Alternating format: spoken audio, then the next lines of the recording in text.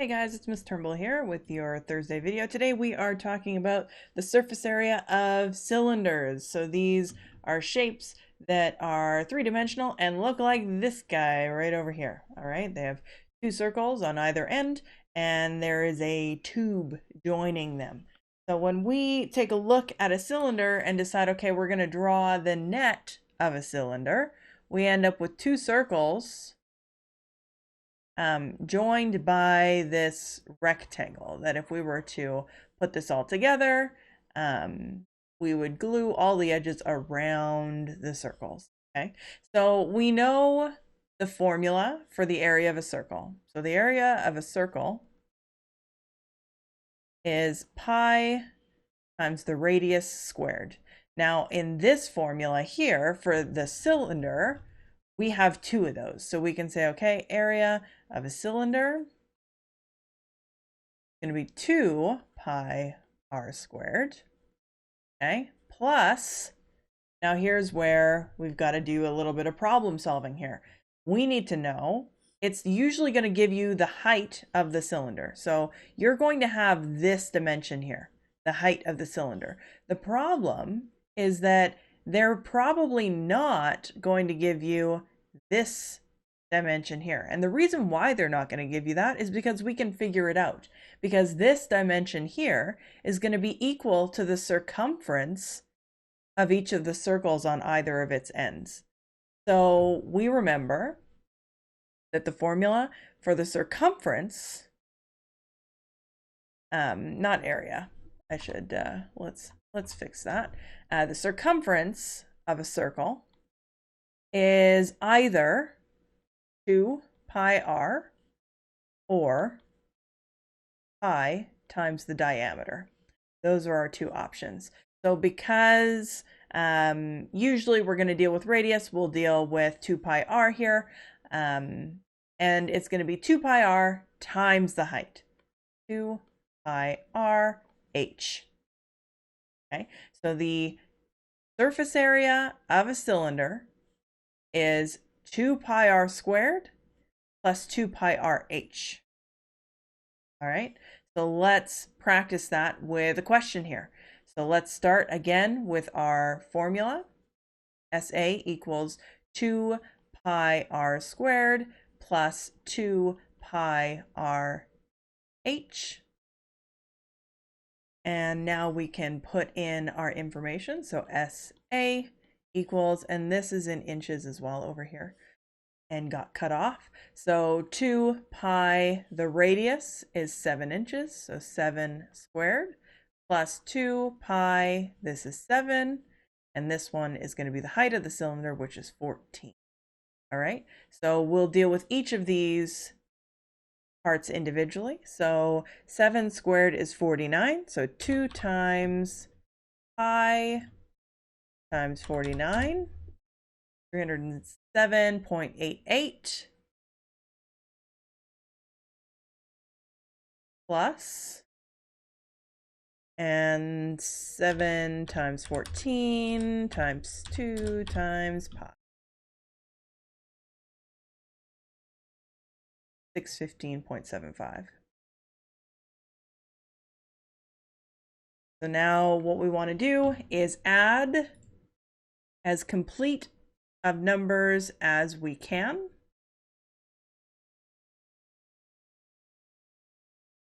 Try and use the full numbers here. So this plus the 307.88 from before, and that gives us 923.63.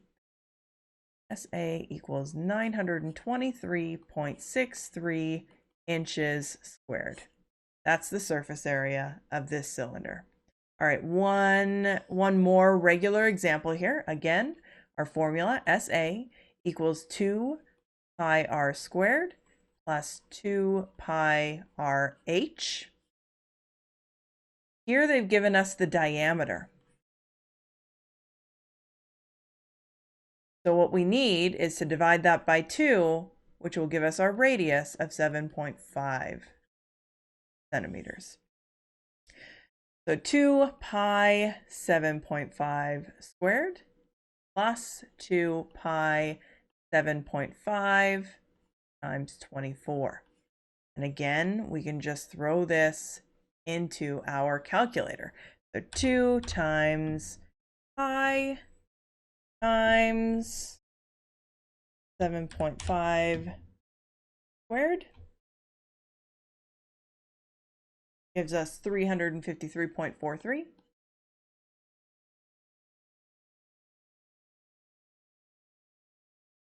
And 2 times pi times 7.5 times 24 gives us 1,130.97. Now we can add these together.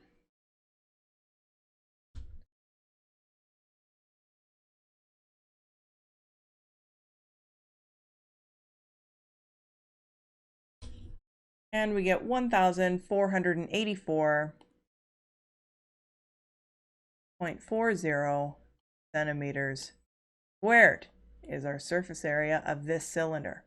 All right, one more example here. This one's a little bit more complicated because they've cut this cylinder in half. If we were to take a look at this in a net form, we would end up with two rectangles, this one being the bottom, the one that's under here, and then we'd have another one that forms this rounded section on the top, and then we'd end up with two half circles on either side, where both of these half circles together create one full circle.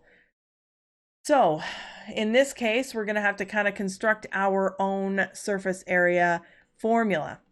So we have one full circle. So we can say surface area of the circle is going to be pi r squared plus, okay, we've got the length times the width here of this rectangle on the bottom, plus we need to figure out what is half of the circumference. Okay, remember that circumference equals pi times the diameter. So we're going to have to divide that by 2. So plus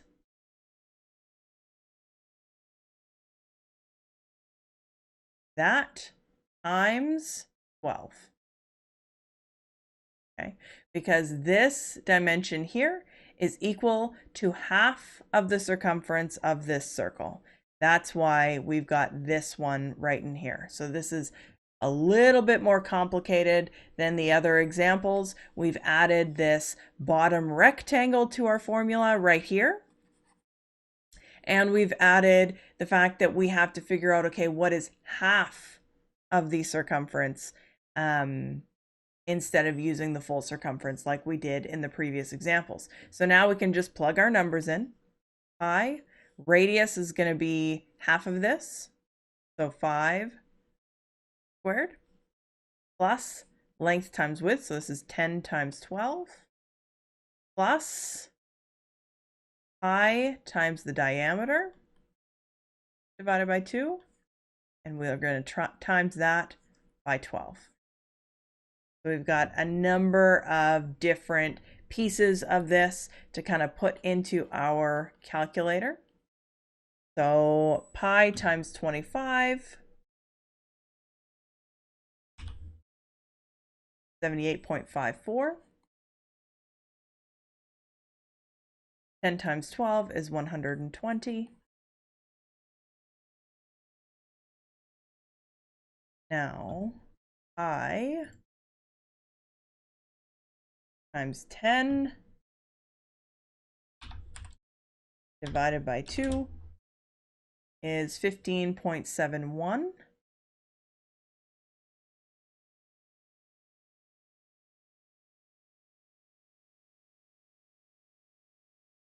We have to multiply that by 12. And now we'll get, this is 188.50. Fill in our other numbers here. And now we can just do our simple addition. So this number plus 120 plus the full 78.54 number, which is this one here.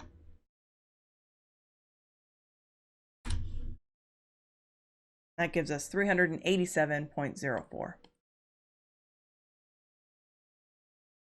And this is in inches squared. Inches squared. So this was a much tougher question than the other two. This is one of those questions where we have to think critically about what are we actually seeing here? What shapes make this up? How can we figure out what the dimensions of these shapes are? And then how can we use those numbers to figure out the surface area? In this case, we took the 2 halves of the circle and made it into a full one here in this formula. We looked at the first rectangle that's on the bottom of this half cylinder, and we put that here in our formula.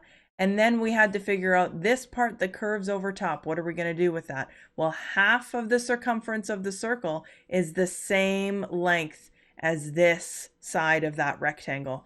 So this is half of the circumference times the length, which was 12 inches. Okay.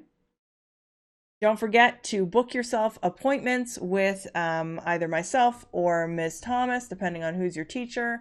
Email us questions if you've got questions. Keep your eyes open for your practice quiz that'll show up later today. And then your summative quiz, the one for marks, will be out tomorrow in the morning. I hope this video explained these concepts in a way that made you understand how to do it. And we'll see you next week.